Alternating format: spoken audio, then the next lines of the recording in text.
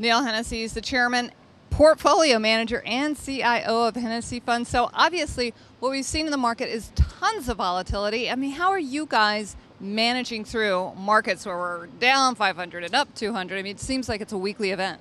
It seems like it's a daily event. It was up 300 until, 20 minutes before the close today, and then closed up 135 or 140 after coming back down to 90.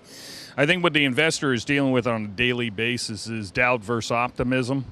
And the market's up 300 points. There's a little bit of optimism. It comes down 300 points, and the next thing you know is the first thing, their thought process is going back to March of '09.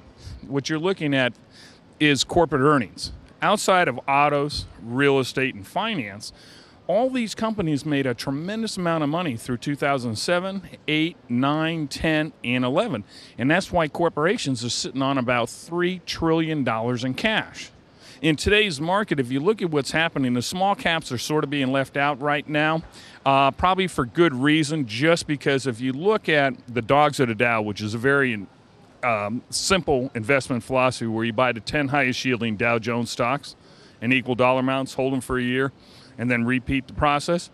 The yield is 4 3/8, almost 4.5% on those 10 stocks. At 30-year, U.S. government is paying you less than 3%.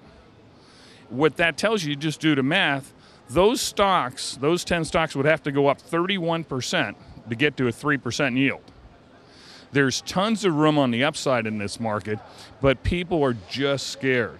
The patient investor will be fine and will have good returns. It's just that greed always overtakes the market.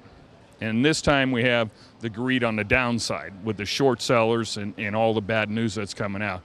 But personally, if you stay the course, you're going to be fine. There's no doubt about it because these companies are strong, really strong. They have a lot of obstacles to overcome, but it's not business obstacles.